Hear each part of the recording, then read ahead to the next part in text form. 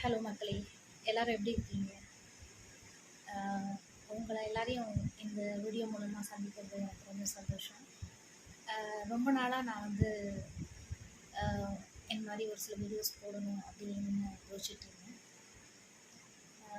சரியாக டைம் அமையல.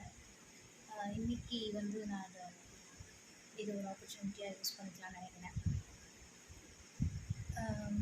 பொதுவாக பெண்கள் வந்து தைரியமானவங்க, ரொம்ப உறுதியானவங்க, ரொம்ப ஸ்ட்ராங்கானவங்க அப்படின்ட்டு சொல்ல கேட்டிருக்கோம். நாமளே நிறைய தடவை அதை வந்து ஃபேஸ் பண்ணியிருக்கோம். ஜென்ஸை கம்பேர் பண்ணும்போது லேடிஸ் வந்து ரொம்ப வீக்கர் செக்ஸ் அப்படின்னு சொல்லிட்டு யாராவது சொன்னால் நமக்கு வந்து கண்டிப்பாக கோவம் வரும். ஏன்னா நம்மளோட பலம் வந்து நமக்கு தான் தெரியும். ஒரு பிரசவ வழியே எடுத்துக்கிட்டா கூட அந்த பெயினை வந்து ஒரு ஆணால் தாங்க முடியுமா அப்படின்னு கேட்டால் கண்டிப்பாக முடியாது. அது வந்து எல்லா பெண்களுக்குமே தெரியும். ஸோ அப்படி ஒரு வழியவே தாங்க முடிஞ்ச நம்மளால் ஒரு சில பிரச்சனைகளை நம்ம ஃபேஸ் பண்ணுறதுக்கான தைரியத்தையும் வரவழைச்சிக்க வேண்டியது நம்ம கையில் தான் இருக்குது. எப்படி சொல்கிறேன்னா, ஒருவேளை நம்மளால் வந்து தீர்க்க முடியாத பிரச்சனை அப்படின்னு நம்ம யோசித்தோம் அப்படின்னா, நம்ம வந்து அதை சார்ட் அவுட் பண்ணுறதுக்கு ஃபஸ்ட்டு யோசிக்கணும்.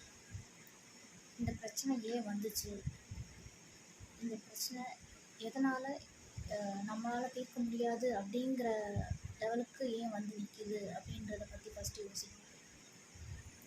அந்த பிரச்சனைக்குள்ளே தான் அதுக்கான தீர்வும் இருக்கும். ஸோ ஒரு பிரச்சனையை ஃபேஸ் பண்ண போகிறோம் அப்படின்னா ஃபஸ்ட்டு அந்த பிரச்சனை ஏன் வந்தது, யாரால் வந்தது, அதில் நம்மளோட பங்கு என்ன இருக்குது, அதை சரி பண்ணுறதுக்கு நம்மளால் என்ன பண்ண முடியும் அப்படிங்கிறத யோசிச்சு முதல்ல நிதானமாக யோசிக்கணும். அதுதான் ஃபஸ்ட்டு முக்கியமான விஷயம். நிதானமாக இல்லைன்னா கண்டிப்பாக நம்மளால் வந்து ஒரு பிரச்சனைக்கு வந்து தீர்வு காண முடியவே முடியாது. நிதானமாக யோசித்து அந்த பிரச்சனையிலேருந்து எப்படி வெளியே வர்றது அப்படிங்கிறத வந்து நம்ம டிசைட் பண்ணணும்.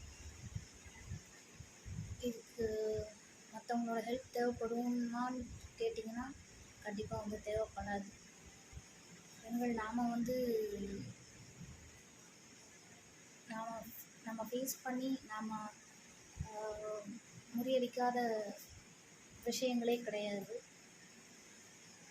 ஸோ தைரியமாக ஃபேஸ் பண்ணுங்க. எதுனாலும் எந்த பிரச்சனையாக இருந்தாலும் தைரியமாக ஃபேஸ் பண்ணுங்கள்.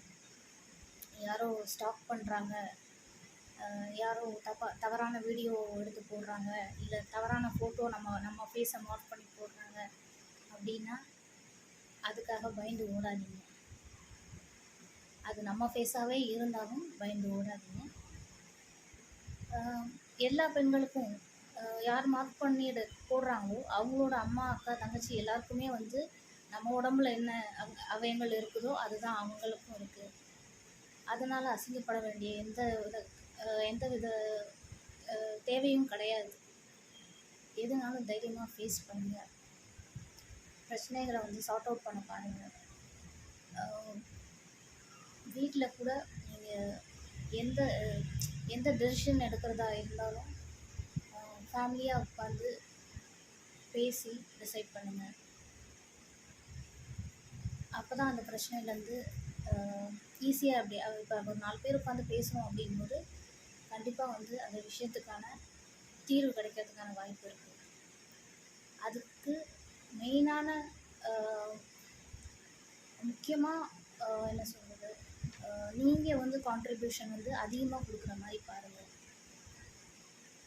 அது ஏன் சொல்கிறேன் அப்படின்னா, நம்ம வீட்டுக்குள்ளேருந்து ஆரம்பித்தா தான் நம்ம வெளியே ஒரு பிரச்சனை ஃபேஸ் பண்ணும்போது அதை நம்மளால் வந்து தைரியமாக சார்ட் அவுட் பண்ண முடியும். நீங்கள் என்ன பிரச்சனை ஃபேஸ் பண்ணீங்க, அதை எப்படி சார்ட் அவுட் பண்ணீங்க அப்படிங்கிறது என் கூட ஷேர் பண்ணிக்கோங்க.